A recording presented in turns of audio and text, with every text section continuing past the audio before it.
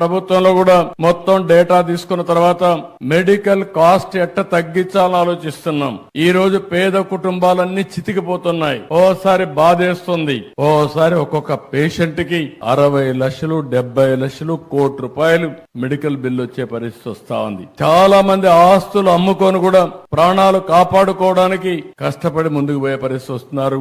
ఓసారి బతుకుతున్నారు, ఒకసారి చనిపోతున్నారు. కానీ చనిపోయిన తర్వాత ఆ ఫ్యామిలీని చూస్తే ఫైనాన్షియల్ గా చితికిపోయే పరిస్థితికి వస్తున్నారు. ఇవన్నీ దృష్టిలో పెట్టుకుని ఎలాంటి మెకానిజం మనం తీసుకురాగలుగుతాం, పేదవాళ్ళ ఆరోగ్యాన్ని ఏ విధంగా కాపాడుతాం, అందరికీ ఆరోగ్య ఖర్చుల్ని ఏ విధంగా తగ్గించగలుగుతామో దీనిపైన మేధావులందరూ ఆలోచించాల్సిన అవసరం ఉంది.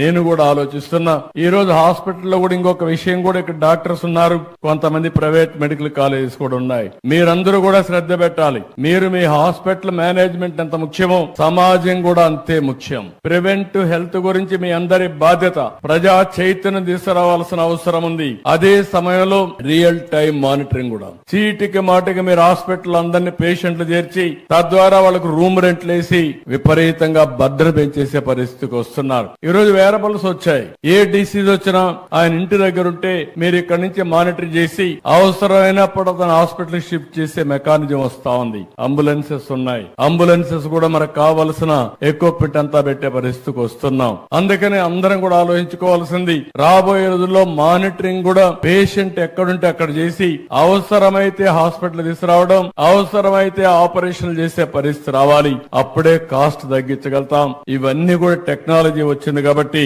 మనం సమర్థవంతంగా చేసే పరిస్థితి వస్తుందని చెప్పి కూడా నేను మీకు తెలియజేస్తున్నా.